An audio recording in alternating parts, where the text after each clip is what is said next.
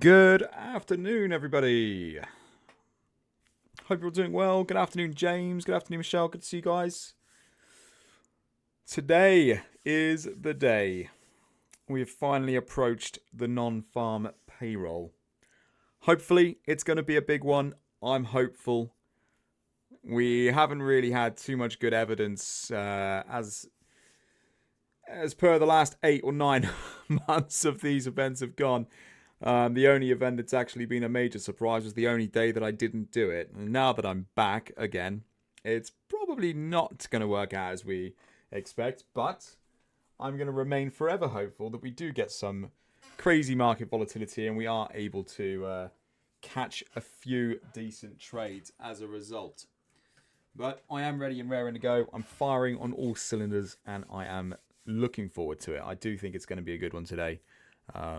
So yeah, I'm gonna stand firm by my bias. So first of all, non-farm payroll. I think you guys obviously know what it is. For those of you who will be catching up on this session in a bit, or for the latecomers who missed this entirely, non-farm is essentially the most important economic employment data release of the month.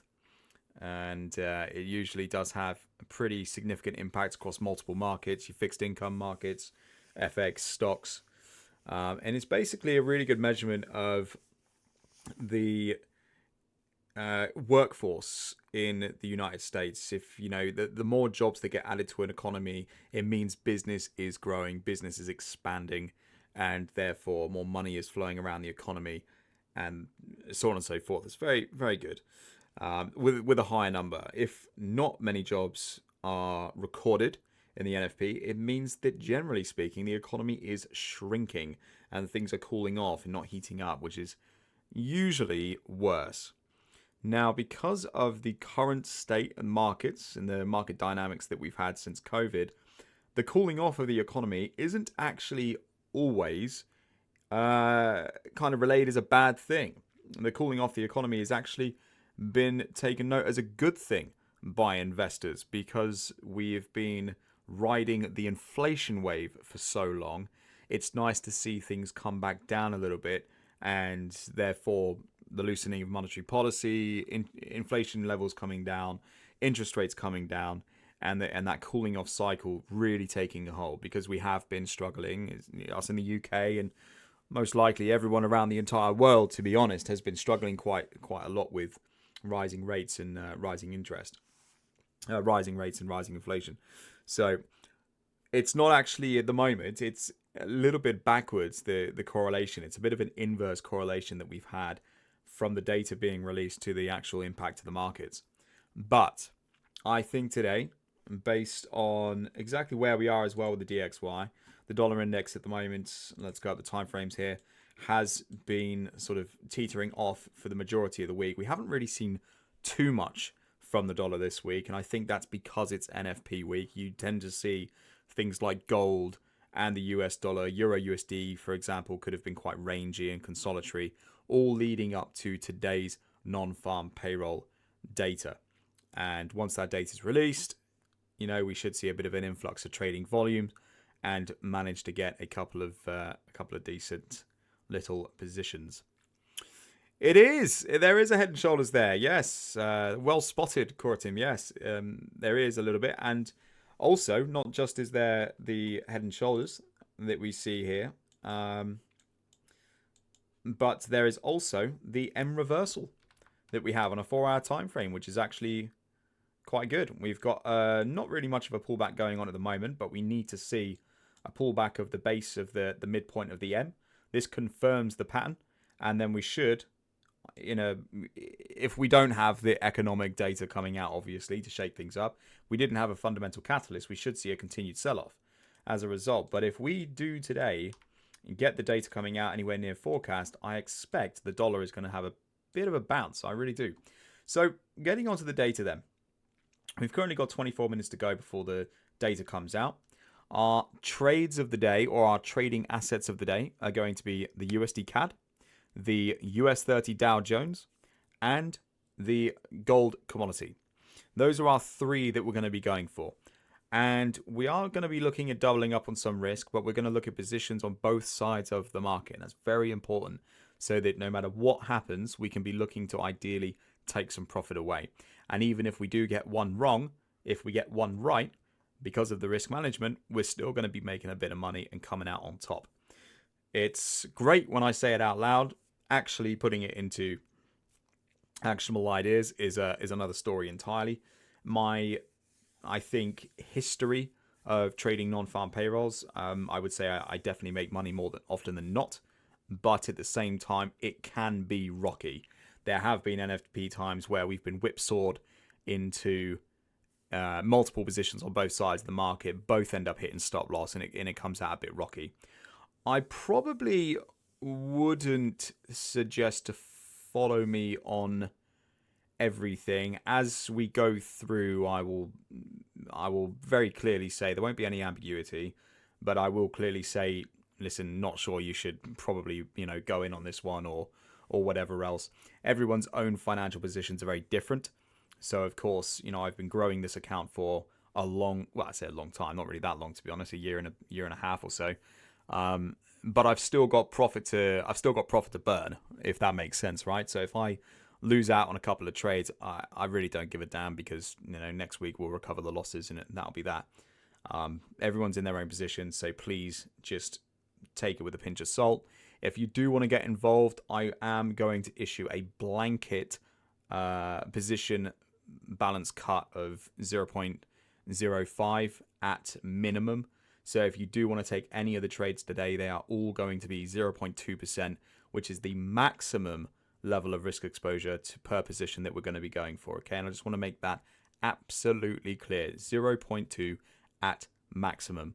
Really, you guys, you should be thinking about 0.15s. We're going to be going with some pretty optimistic risk-reward ratios, because we're looking to capture those volatility strikes. So you will still be making a good little packet if the trades hit their targets. But 0.15 to 0.2 is what you should be going for. No, definitely not 2%. Definitely not 2% per trade, mate. Please, because you'll be giving me sweaty palms for the sake of you. So no 2% risk trading. So looking at the data today, then analyst forecasts are predicting a 200k print for today's non-farms. That's a big number, especially considering last time the analysts' expectations were 113k and we got 12. I think if we do get 200,000 jobs being added to the economy, even if the data is correct, which would be predominantly priced into the market, that would probably indicate quite a bit of buying interest. The institutionals would really be ramping up their buy orders upon a 200k printout. I personally believe that we could be looking at maybe 150 to 180,000 jobs being added, and that would be around my basis, and that's kind of combined upon previous bits of data and evidence that I've seen in my own personal research. So 150 to 180k. Looking at the data at the moment, 200k printout, I think that's quite optimistic, but I do think we're going to miss that. If we beat it, because let's face it, I could be wrong. If we beat it, it's going to be crazy. It's going to be a real big boom. It's going to be a boom in the US 30 Dow Jones. Gold is going to be selling off like hotcakes. And we're going to have the US dollar really ramping up their power. If we also just quickly take a moment to check the unemployment rate for the Canadian dollar this afternoon, we're looking at a 6.6% print, which the previous figure was 6.5. So an increase in their unemployment rate, which is going to be quite bearish. 6.5%, which is the previous figure, is very dovish news. It's not good. It's quite high. Generally speaking, over the previous years, we've seen maybe a 5.5% margin for the unemployment rate for Canada. So we're trading about a 1% increase in that one across most of 2024 so far, which is not good. And seeing a 0.1% increase in that is not great for the CAD. So very bearish the CAD this afternoon based on the analysts' expectations. Pretty damn bullish in US dollar as per the expectations from the analysts there as well. Definitely looking more bullish in the USD CAD than not. Definitely looking more bearish in gold than not. And the US 30 Dow Jones, which is going to be our primary trading instrument in the stock market this afternoon, it's a mixed bag. And the reason I say it's a mixed bag, because historical evidence suggests that if bullish data comes out for the US economy, it is negative impact for the US stock market. Why? Because of the fact that inflation rises with healthy economy and a strengthening economy. And when inflation rises, it becomes more expensive to invest in things like riskier assets, the stock markets, equities, things like that, for example. If there's a strengthening economy, people tend to like to put their money in savings accounts because the rates will pay guaranteed returns versus the average return of a stock index, which is much more riskier to invest in. So that's what the historic train of thought is. Now, if we think about the current climate, we have a cooling off economy, we have reducing inflation rates, we have cooling monetary policy, which is loosening off from the Fed. We've had the rate cuts and stuff going on. So now the investor sentiment is changed because most of investors are thinking, man, actually, it was only the other day, didn't we? We saw the Fed members say about the fact that he thinks we should, maybe take our foot off the gas with rate cuts, and we should keep the rates around this level because they're looking at signs that the economy is cooling off too quickly. And if economy cools off too quickly, that's when we enter a recession, which is exceptionally bad for things like the stock market. So, and please try and stay with me here. I know it's a lot of information, but in a general sense, this is why we're going to be definitely looking for opportunities on both sides of the market, because having bullish non-farm payroll data this afternoon might actually be pro stock market growth. And so we really want to be positioned in a place that we can be looking at pending order on the top side, pending order on the bottom side, in case we do actually get a bullish breakout from the decent data in the NFP this afternoon. If the data's a miss, it might make the market boom anyway, because it might be following the historical trend and the normal correlation we see. I know that's a lot of information to take on board. I kind of just, you know what it's like. I get on a roll and I start talking and I start going at it, but hopefully it's kind of understandable. We're going to be looking at the markets now anyway for 15 minutes. We're going to be getting the trades positioned at market and getting ready for that, so you guys can definitely follow along with that info. Why not the NAS 100? That's a great question, Michelle. So we're not going to be focusing on US tech stocks because non-farm aggregate will affect more equities inside the US 30 industrial index than in the NAS 100. The NAS 100 will go. Don't get me wrong. It will definitely go, but because of the type of data we're looking at, the aggregate for the data is more heavily influenced in the US 30 than the NAS 100 because of the individual equities that make that index. Yeah, that's not a problem. You're not expected to know that. That's why you're here. That's why I'm here. So let's get on and have a look then, guys. We're going to check out what's occurring. So first of all, we're going to go check out gold. And we're not rushed for time today, which is great.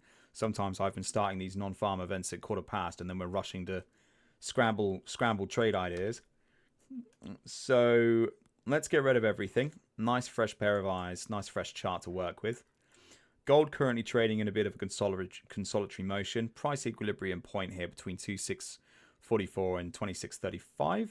We have had a fake out today, but I'm not too concerned about that. We're going to be looking at pending orders, folks, okay? Pending orders for everything that we intend to carry out today. So we're going to be looking at this area in here for a potential break of structure and hoping that the market doesn't trigger the pending before the news event. We've got a limit up here as well. So this is going to be the break, close, retest area. Two highs. Again, we've had a little bit of a nub out here, a little bit of a fake out. Didn't amount to anything in the end, and we actually hit that turning point. It came down to the lows. But this does make a really nice margin on either side to trade now, because of course we have the gold ceiling up at the highs, and we also have the gold floor, which is about there. I'm not going to be going for the lowest low down at this point. There's no doubt in my mind that if the data comes in the way that we expect, that will be hit. There is no doubt. But I'm not about going for the ultimate low or the ultimate high. I'm about getting a consistent return. So what we're looking for here is a break of structure, entry criteria, which is going to be nicely there. We've got a decent trading margin. Hopefully we're not going to be tagged in before the news comes out. We're looking at a short Target for this one is 26.23.96, and the stop loss is going to be really nicely there. So that's going to yield around a 0.7% return, just shy of. Probably breach that a bit better as well. Yeah, so yeah, that's going to be superb. So that's what I'm really looking for there. That's based on breaker structure entry criteria. That's the limit that I'm really looking for the entry. I've got it a little bit underneath that bar there because I want to account for any potential wick throughs that we may have in the scale of the volatility when the event takes place. Now for the top side, it's going to be exactly the same. The real entry point for this one, even though I've got my liquidity mapped out here, the real entry point for this one is going to be that area there.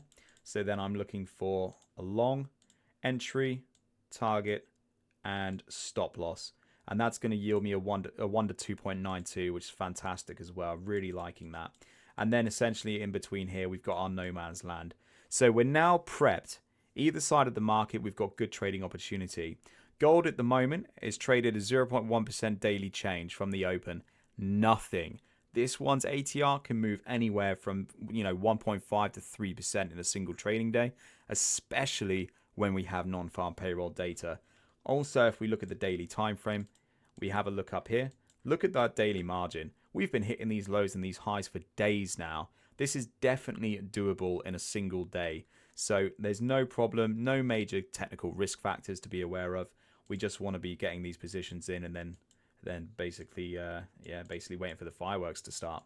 So what I'll do is I'm going to take a quick screenshot of this and then fire that out because I do appreciate that some people have struggled to see the numbers. So hopefully this will make things really nice and clear for everybody. There we go. There's that one. Let me know if you've got any problems with the resolution, guys, and I'll try and take another screenshot to make things a bit clearer. So I tell you what I'm going to do as well for a good sake of management here. I'm actually going to put an alarm in there because I really, if I can help it, I don't want to be tagged into this before the news event takes place. Yeah, so I'm going to put that in there. Right. How are we doing on time? We're absolutely fine. We've got 12 minutes to go. So next up, we're going to go from gold. And we're going to come all the way down to the USD CAD. That is our USD yen, by the way, everybody, from yesterday. So that's done and dusted. That's good. I'm happy about that, actually. Leaves me clear for this afternoon. So USD CAD on the 15-minute time frame. I mean, God, this one's got off to a good start, hasn't it? I would tend to, unfortunately, not like it even more because of the fact of where we are. So let's get rid of everything. Nice fresh chart again, fresh pair of eyes. We've got the price floor, which is here. We've got the price ceiling, which is above. A couple of really nice margins to use now. We've had pretty decent success rate. I would say maybe a 90 to 100% success rate within these two trading margins. Now we're simply looking for breaks of structure. The only problem is here, folks, is the fact that we've already had a really nice rally today. From last night, 10 to 11, we've had a really nice rally all day long up until this point here, which we're just approaching now. So what we're going to do is, first of all, we're going to map out the short. The short in the USD CAD is going to be quite simple. We're looking for the price continuation to liquidity. It needs to hit this area first because in this area is a series of orders waiting to be triggered. There will be tens of millions of pounds, tens and tens of millions of pounds, hundreds of millions of pounds in orders, limit orders, pending orders, and all sorts in this area here. So I need the market to come up to this area so that it can trigger those orders and then trigger the sell-off, if that is what it's going to do. So then, once this area is achieved and that point is hit in there, I'm then going to look to set the pending order for this area, or by the time the market gives us the data, the non-farm event, we'll have to look at a manual execution under this area, heading back down to this low. Now, I'm bullish USD CAD today. We've already articulated that from the data. So that's our bias based on fundamentals. So in this essence, we would generally be looking for the breakout long. But there's a problem with the breakout long today, isn't there? Look at where the liquidity is. Now, someone, can you quickly, relatively quickly, tell me what the problem is with taking just a simple breakout of this point is? What do we usually wait for when positive imbalance of price is confirmed? How do we confirm positive imbalance of price? Yeah, exactly, man. Good man. Yeah, exactly. That's right, guys. Yeah, that's right. We want to confirm the positive imbalance of price via the break, close, and retest. If it's just a simple breakout, we could be faked out in no time. Look, it's happened there. You can't tell me it's not going to happen. It's already happened. The only evidence we have in this price equilibrium point is the fact that the break of structure didn't work, and we need a break, close, and a retest. And the likelihood of a BCR taking place in an NFP event is pretty slim. But that is what we've been dealt. There isn't any way around it. I'm a man of rule, and I don't stray from the rules. So what we're going to do here is we're going to wait for a 15-minute break, close, and retest of liquidity, and then we'll look at a market order, not a pending, but a market order to take it up to that point there, which is based on the inflection point that was generated on the 26th of November. And bang, that's what the trade will be like. So this is our trading plan for the USD CAD today. Price rejection of liquidity, fresh break of structure to the short, and then we're going to be looking short down to 140.16. Or we are alternatively looking for a break, close, retest, positive imbalance being confirmed, followed up by a long order from here up to there. And that's going to be the position that I'm looking for. So one is yielding around about, let me just fine tune this. This is the area that I'm really looking for the breakout retest. And the stop loss is pretty decent where it is. So I'm going to leave that right there. So the long is yielding us a 1 to 2.6, which is 0.66% return today, which is great. And the short is going to be a whopper. Unlikely to trigger, but it is going to be a whopper because of the fact we can have our stop loss at the 50% point between these two zones, which means our risk yield goes up to a 1 to 3.33, which means now we're looking at maybe a 0.78% return. Superb. So that's the USD CAD mapped out.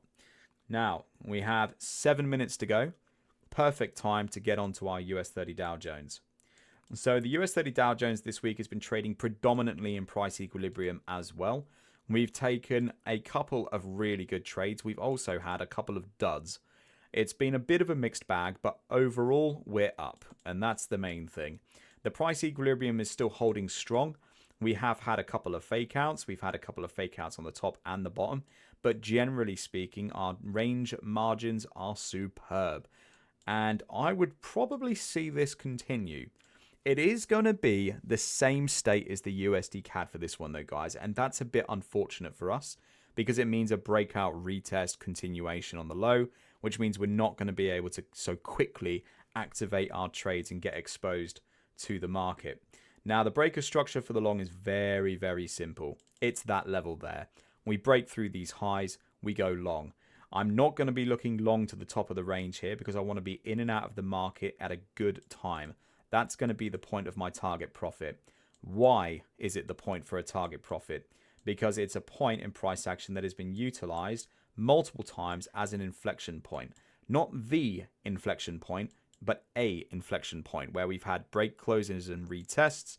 We've had more BCRs. We've had price bounces and rebounds from it as well. It's a good level. And it also means that our price time exposure rate is reduced whilst our risk reward is increased. Now, we take a trade idea like this and we take it to the top of the range. It means that our stop loss is going to more often than not have to be down here. That means stops down there, target profit up here, which is going to yield a 1 to 2.3 trade. Really, really nice trade. Nothing wrong with it whatsoever. Different style than what we're looking for today. We're looking at the we're looking at the less optimistic approach because we want to be in and out of the market quickly due to a news event and bringing that down. But it also means that we can have our stop loss at the 50% point between these two zones still being protected by the breaker structure point we're looking for the breakout from. And in doing so, we increase the risk reward by 0.5 as well, which means we're going to be getting extra money in the tank at the end of the day. Now for the short, the short target's going to be the bottom of the fake out low here, which was the base of a V reversal, which is always a really nice point of liquidity. You can see this because of the order flow here. We have multiple breaker structure points, big, full-bodied, large buying candles, basically until this point here, until the market runs out of steam and we get the nice continued slower trending market state structure. I say trending with quotation marks. It's obviously not an established trend, but you get this, you get my meaning here. And then what we're looking at, unfortunately, the unfortunate part is the break close and the retest of this lower limit. So that's going to be the immediate breakout, the retest, and then the continuation. Now, I'm gonna be frank here, folks. I believe that if the market does dip from the news this afternoon, we won't get a chance to trade the US 30 Dow short. And I'm just speaking very plainly. I think if the market decides to dip down, this will be done in one fell swoop. If it goes far enough, it could clear out all of this and head straight the way down to fill the gap, which was made here. And I've been talking about all week because I'm waiting for it to eventually come down and get filled. That's a whopping move down. Bearing in mind, we're still talking about a 15-minute time frame here, but it should get filled eventually. They usually do. So what I'm looking for here is this move. It's a BCR requirement. There's nothing I can do about it, but that's the cards that the market have dealt me today. And I'm going to stick to the rules and stick to the plan. So that's it right there, guys. That's basically what we've got going on. We've got 3 minutes. I need to punch some numbers in, so just give me a second to do that. And let's get ready for the event. Let's get ready for it. Right, 2 secs. Now would be a good chance to ask any questions if you have any. We've got 2 minutes to go for the news.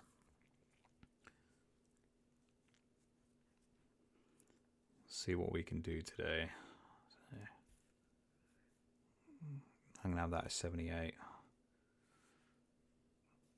78, 955. 25 on there.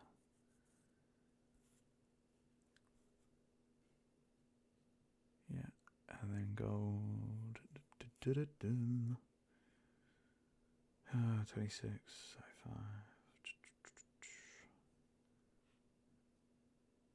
Okay. And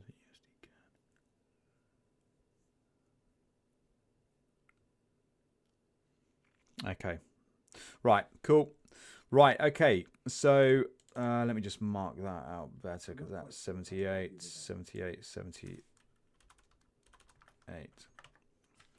Okay, so the positions I've got in today, when you look at the trading history, you will see that the risk rewards are probably, if we do get any trades trigger, the risk rewards that you will see and the entry that you will see will differ from what we've seen here on the stream.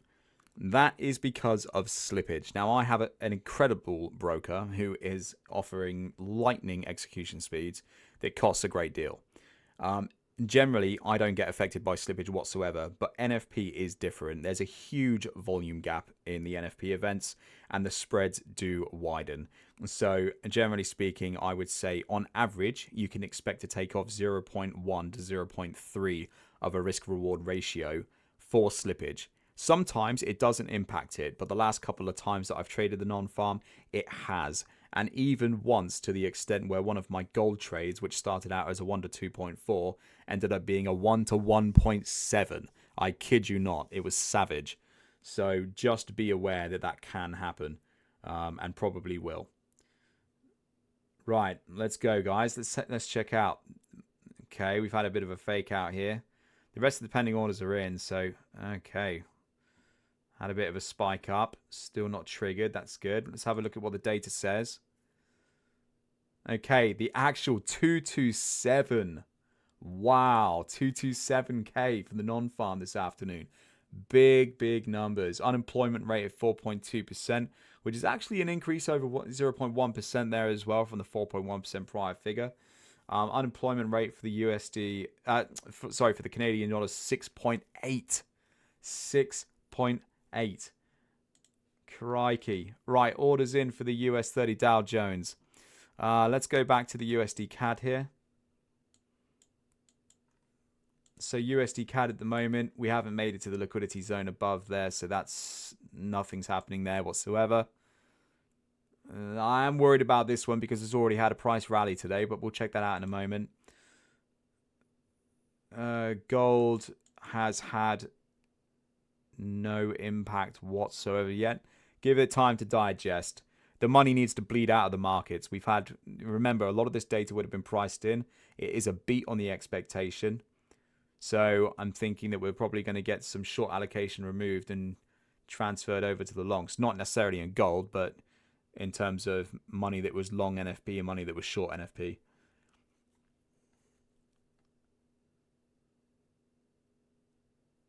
I don't need that alarm in there anymore. That's fine.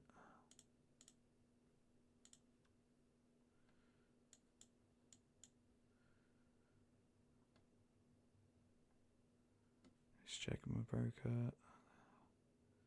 Come on. Go, go, go. Go, go, go.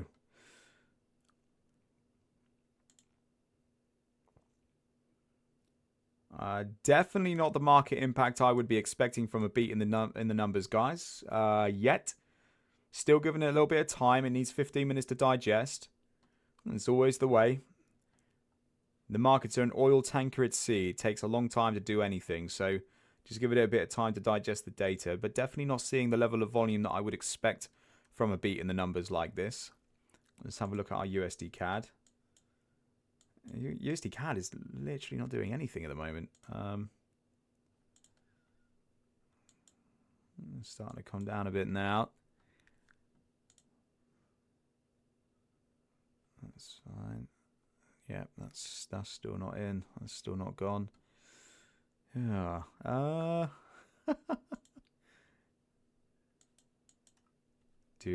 Do. All right. So there we go. Standard NFP, man. I'm not gonna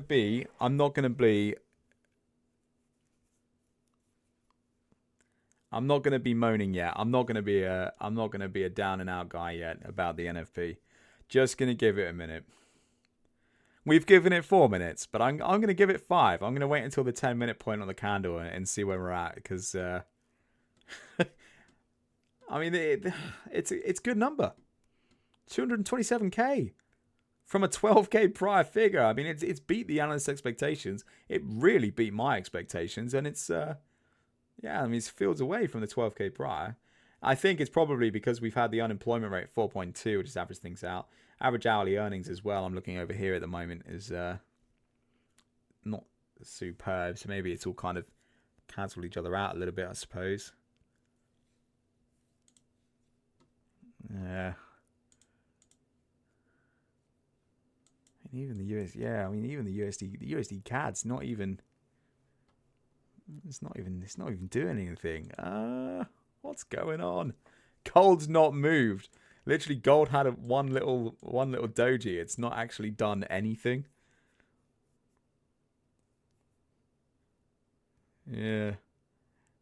Wait for the Trump roller coaster. Yeah, man, that's it. Oh yes, we have that all to look forward to. We certainly do. All right. Well, there we go. Right, let's have a look at some other stuff. What's natural gas doing today? That's usually a decent mover. Made it down to liquidity. Very nice. Break close retest. Had a bit of a miniature VOS there. That wasn't too bad. Need to punch a hole up there. Natural gas opens up. Well, already really has, to be honest. Maybe give it another hour until the stocks open up. Get a bit of volume in that one. We could look at a long in natural gas between 295.50 up to what, 298. Yeah, could look at that potentially. I'm in the frame of mind at the moment after this NFP. I don't really want to be stuck in anything now. Give me a bit of cold feet.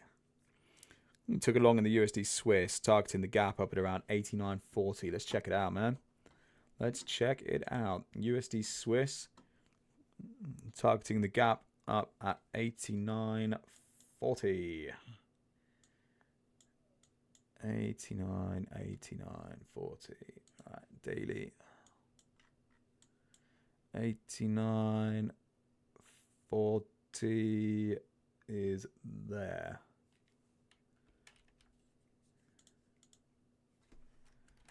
Ed. Right, let's check it out. Gotcha. Yep. Oh yeah, all the gaps show on TV. Yeah, they all do.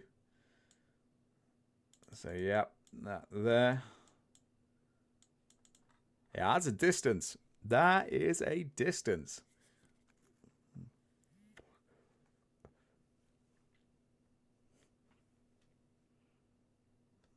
Yeah, could. Yeah.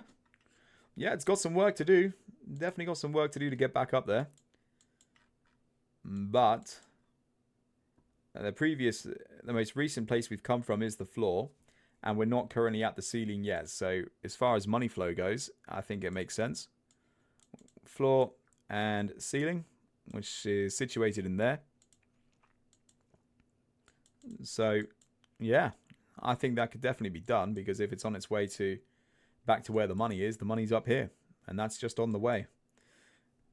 We have broken structure recently, though, to the downside, and this is a very big counter trend position. So if we look at the current trend channel that we have made, that goes through there. We've got this area in here as well, and we've got a really decent break of structure that's happened there. Yeah, this bounce could still happen, though. Yeah, definitely, it could still happen. This is a really nice point, possibly acting as the median of the price equilibrium point, right in the middle here. So this is pretty much bang on the 50% in the middle of the trade, in the middle of the range. So certainly see a bounce back from there. I actually quite like that trade idea. I think that could work.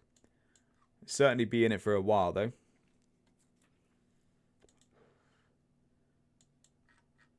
Man, this is painful. Gold is still not doing anything. USD CAD's doing absolutely nothing. And US 30 Dow is doing something, but it's incredibly slow. We'll give it some time. Let's have a look down on our 1 minute time frame. So we got a break close retest. Kelvin, if you're in the room, you'll be a happy man. I don't know if you are, though. If you're getting this on replay, then you'll be a happy man. You like your BCRs. We had a BCR of the break of structure, which is pretty solid. And we've got a fresh liquidity point, fresh anchor point, which has been generated there. Good man. Good afternoon, Kelvin. Good to see you, bud.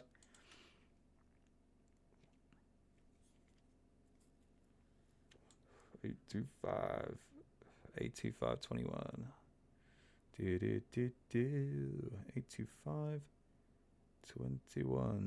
There we go. So that's right.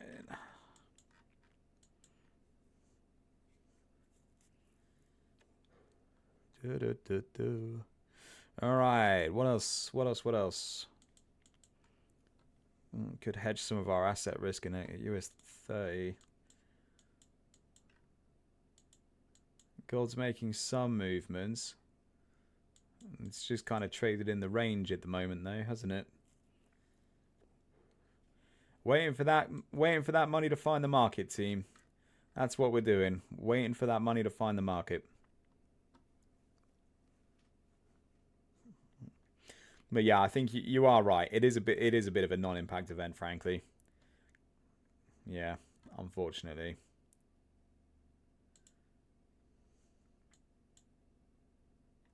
It's not even going for it, is it? How long we got to the market open? Less than an hour. 50 minutes. A nice little turnout here today.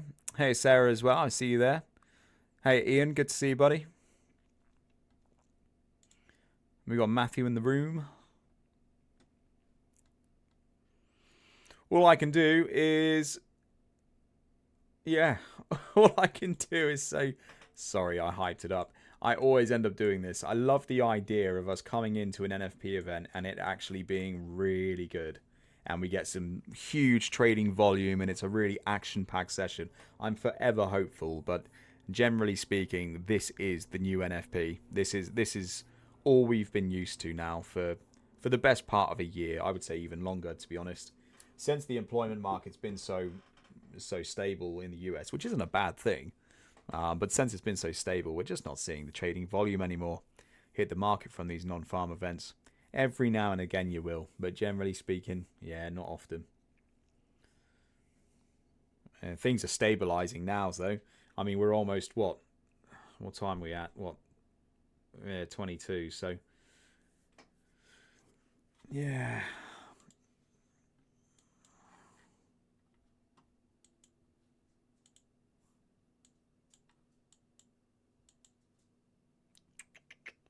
Well, I suppose the NFP cat is just not doing anything, guys. So I'll tell you what I'm going to do. I'm going to quickly remove my pending orders from the UC. You can go in the bin, and so no, I'll leave the gold ones actually. Yeah, okay. There, right. USD CAD's going in the bin.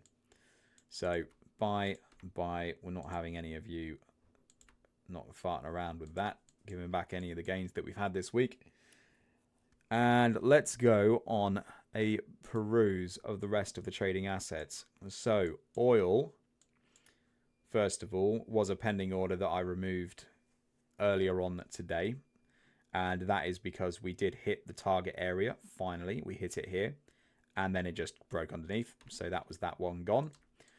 I don't think there's going to be any trading opportunities this afternoon in oil that I really am going to get interested in, frankly. So I'll probably move on from there. Gold is gold at the moment. It looks like it's been a really slow week. It's been an underperforming asset for the portfolio this week as well. We had perhaps one decent move, which was this morning overnight at around 3 o'clock in the morning, this morning GMT. And it's just been stable the entire time from then, leading into an NFP event, which has amounted to absolutely nothing as well. So this afternoon, I'm going to stay well clear of gold. Generally speaking, I don't even touch the FX assets on a Friday afternoon. The only thing that I do trade a lot on a Friday afternoon are the US stocks. That's the NAS 100 and the US 30 Dow Jones. Judging from this non-farm payroll event and the data that we have received, I would expect there to be some trading volume this afternoon at 2:30 when the bell rings. Based on the fact that we already have an open live position in the US 30 Dow, I don't really want to be taking anything else in the Dow Jones. And so I suppose I will just let that go. Whether it hits stop loss, target profit, doesn't matter, but I will just let that one run. The NAS 100, however, is still open for trading activity this afternoon, given the fact that we are completely clear with it. So, for those of you who like trading the US Opens with me every day, this is what we're going to be working towards with our NAS this afternoon. We have the upper limit here. This is the most recently formed anchor point that we'll be looking to take along to.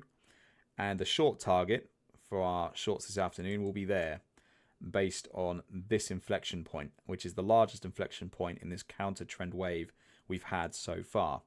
Now, don't get me wrong, we are still well within the bullish trade parameters. If we look at the daily time frame here and zoom out a little bit, this is what we're looking at in the daily. But what we can also see here, telltale signs of a slowing trend formation. And we can see this because the impulsive corrective waves of the trend start to tighten. We start to get slower and slower and slower until the impulsive waves end up being almost next to nothing, which is eventually when, just like a kettle is boiling, it boils and boils and boils, and the water is coming up and up and up, and then it just spills out and it spills over. And that's the kind of thing that we see from this kind of motion, this state structure. So if you didn't already, I've written out a full, I wouldn't say theory, it's more of a general analytical bias for the European stock index, the German 40. And that's in the general chat. Go and have a read after the stream. It outlines some of my thoughts behind why I believe the European stocks next week will begin to take a turn. There's technical and fundamental reasoning behind those biases. The same thing goes for the US stocks as well. And I do believe that next week we're probably going to see a bit of a pullback week. The only difference between the NAS 100, for example, and the DAX is the fact that the NAS 100's breakout this week has not been so profound in essence. We've had a breakout. It's been good. Definitely a nice new anchor point formed, but it's just been a 1 bar breakout, and the bar wasn't even that significant. So it's only just a touch above the previous all-time high. If we look at the difference between this and the DAX, look at the DAX. It has been a complete and utter rocket ship. We've taken multiple trades this week, all the way along this move up here. We've been looking at generated profits, almost every day, apart from, I believe, maybe Thursday, maybe yesterday. I can't remember. We did take one loss in the DAX at some point. I can't remember exactly what day it was. But this has been so good. The DAX has been incredible. But next week is volume crunch time. We have a number of economic indicators pointing downwards for the DAX that are going to be affecting the equities in the DAX. And on top of that, we are looking at the offloading of DAX positions by institutional firms via the Edgar data that I've been looking at. And I often will read to see where the institutional buying and selling interest comes from. So looking at those facts I don't use the word indicators, but that's what they are. The indicators that I'm monitoring at the moment. Next week, I expect shorts to ensue and big price action pullbacks to come into play. Look at the extension of this DAX chart at the moment. It's incredible. It's been really, really good.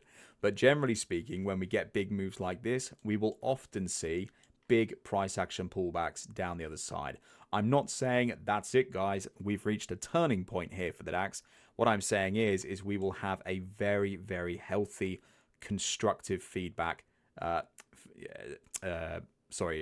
pullback down to, whatever level, 20K, for example, before we start that continuation of the rally, and then possibly look at the trend continuation, which means that we could see price action trading from, 2050 or whatever, back down to the upper limit of the median, which is this line here, which represents the upper limit of the median zone.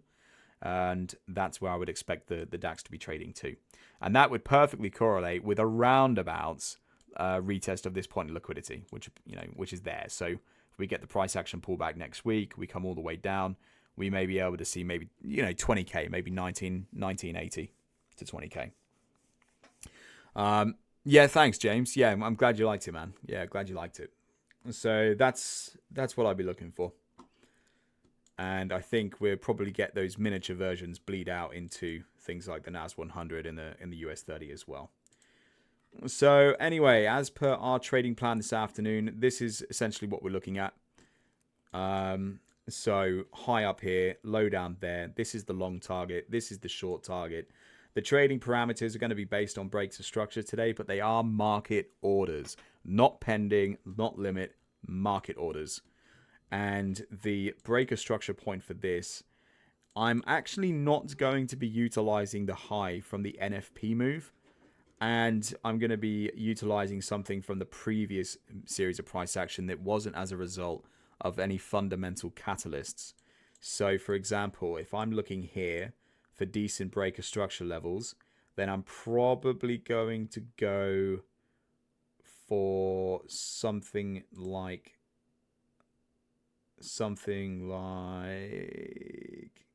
I quite like the roof of this. So if I drag that across there, we've had a fake out recently of that area, but generally speaking, we've had a lot of really nice successful rebound price equilibrium points and retests, which have all been very, very good under there. So if I just drag that one across to the right here, we actually see that we had a rebound from this area before we had the fake out of it there. Now, the trading margin, because of this break of structure, is shortened. So you do have to take that into consideration. But the bottom line is my panel's disappearing when I'm clicking the bloody thing. What the hell's going on? That's a bit strange, isn't it? There we go. Okay, so yeah, I'd be looking at something like maybe that there as the trade for this afternoon, maybe a touch more aggressive. So yeah, maybe a 1 to 2.3 for my US trade this afternoon. Now remember, this is a market order at market, which means we have to push the button ourselves in order to take the trade. And this will be happening after the 2:30 mark. So if this triggers, if my alarm goes at 29 minutes past 2, I won't take the trade. Not until the 2:30 bell rings. Now, the breaker structure for the short is going to be pretty decent because what is going on here? Everything's disappearing as I'm clicking and holding it. It's horrible. So the breaker structure point is going to be about there. Just a little bit lower. There. Oh my God. There. That's what we're sticking with. So again, same reasoning why this is my entry point. Because of the rebound, the retests that we've had. Look at the way price action's been coiling around it. Let's have a look in finer detail. Look at the way the market reacts to this level. It's using it consistently over and over and over again is this sort of within this coiling nature, and it sticks within it and sticks around it like it's sort of, it's attracted to it, isn't it? So then for the short, again, very, smaller margins, tighter margins, we're going to be looking for that entry, the target profit, and of course the stop loss, which is going to be about there for that 1 to 2.14. And that's all I'm going to be looking for. And that's it. That's it, guys. That's literally all I'm going to be doing this afternoon. Those two trade ideas, and the NAS 100, one or the other. Not going to be looking for anything more. The US 30 Dow Jones long is open. I do not like the idea of letting it run throughout the market open, but I am. So it will stay live, and you'll be able to see it come up on the track record as a loss or a win later on today, this afternoon. Unless we get to whatever we get to, 7 o'clock in the evening and the bloody thing's still trading at 44.87, I will manually exit. But generally speaking, I will let all the trades run right to the end. And that's it. That's pretty much it. So, I mean, nothing's going on here, is it? Nothing's happening.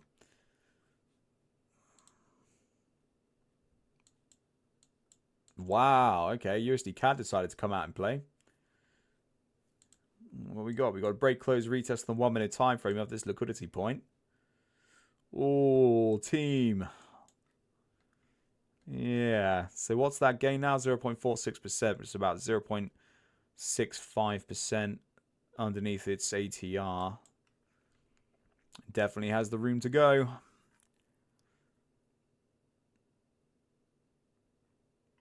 I'm not going to do it. No, I'm not going to do it. I'm going to leave it. I'm going to let it go. I'm not comfortable with it. The time's gone. The volume's gone, so I'm not going to get involved in that one now. I'll still potentially consider gold. Yeah, I'm still going to potentially consider gold. Potentially this afternoon. And I'm going to stick with my NAS 100 and my US 30 Dow Jones. I've got NAS 100 trades on both sides of the market now, so hopefully we'll be able to pull out. It'll be a small win. I mean, if the market goes down, then all we're doing is we're hedging the losses that will be incurred via the US 30 Dow. The US 30 Dow Jones has got a ways to go before the stop losses hit, so I'm not exactly worried about that one as of yet. The NAS 100, naturally, it will come down and hit its target in the space of time the US 30 Dow Jones hits its stop loss. So that'll be those losses covered. If it rallies, then we get a double win, which is great. And as far as the FX market goes, I'm going to give it a miss this afternoon, and that's where we'll be. That's the plan. Ed, I DM'd you a DXY chart. Not sure if it's something you have marked up. Just stick it in here, bud. Yeah, you can just link the chart straight into the events. Yeah, there you go. Let's have a look. So it's marked up. My God, man.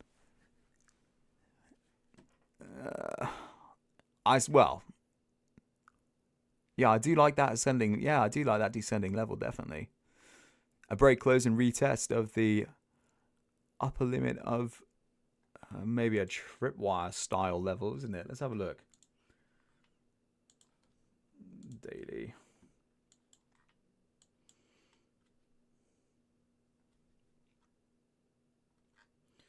Yep. I do like that level, yeah. Oh yeah, it's very nice. Yeah, I do like that one, buddy. Definitely. Very nice level indeed. Could be, yeah, it could well be a place for the bounce to come from. Does it have any lower establishment? No, no, not really. Yeah, I do like that one particular one though. It's very nice. Yeah, it could well be, man. It could well be. I mean, look, we've broken through a structural point, which is the most recent one. If we just zoom in here, have a bit of a closer look. So we've got this point in here, which is where the liquidity fueled into the market. How do we know this? Well, the obvious sign. We got a huge bloody bar directly afterwards, which means a lot of orders were triggered into the market here. We've now broken through the base of this, which means we've got selling interest overtaking the buying interest, but only interest down to a certain point. And I believe that the certain point could be at this area in here. The size of that price action pullback is very interesting, peculiar. The fact is, we had this spike up. We had a lot of buying interest. At the top of this wick, there must have been a lot of orders, short orders, at the top of the market there, because we haven't just come up to this level and then slowly dribbled away. We've actually come up to this area at around 105.44, and we've traded all the way back down to 105.094, which is a big jump down before the daily candle closed, which means naturally that there were many orders in the market around that area. Now, it's not been a great deal of time since we previously visited this, so I would assume, based on the liquidity in the market there, that this is going to be a decent area for the DXY to bounce back. And I wouldn't be surprised that over the course of the next maybe 72 hours, the DXY was potentially trading at around 106.14. And that would be my bias. Short term, interim bias. Longer term, fundamentally, the dollar is, I would say, positioned for longs. I would say the dollar will probably end up being 6 months' time at 109.50. The reason being is because of geopolitical uncertainty and many wars currently taking place, many wars to unfold, unfortunately, as crass as that sounds. Purchasing power of military goods and vehicles, all in United States dollar. Because of that fact, war's exceptionally profitable, and so therefore the dollar will be in demand. If something's in demand more than supply, asset price rises. And so therefore, very geopolitical fundamental catalyst at play, which would promote bullish dollar bias long term. So, I mean, USD Swiss, mate, absolutely. I agree with that from both sides of the equation. And along with your nice level that you've given me in there, I mean, that is very beautiful from a technical sense, because we've got this lovely point here, which is now completed a BCR. And we've come down to this point of liquidity here for a price bounce back up. So, yeah, it makes perfect sense. But listen, team, I'm probably going to wrap things up there. We're now at 2 o'clock, been on for an hour. The only thing I will say is I'm sorry that the market wasn't a little bit more exciting for us. We didn't end up seeing anything at all really happen. The markets are just very, very sluggish as we get into our winter months and stuff. And we've seen notable changes in the volume. And, we've actually, for those of you who aren't with us every day, we have had to position our portfolios in more of a defensive stance to account for the lack of the trading volumes and make some changes with the way that we manage our risk at market.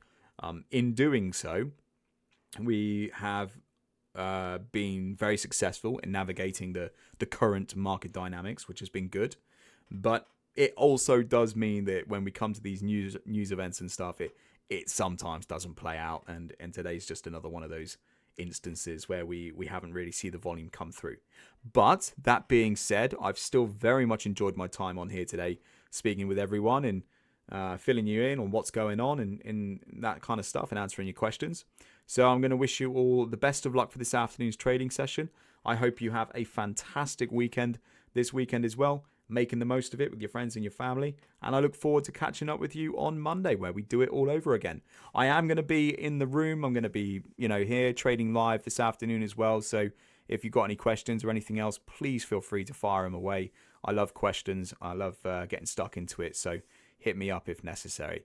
And I wish you all the best. So take care, guys. Have an awesome day. Great weekend. And I'll catch you then. Thanks a lot. Bye-bye.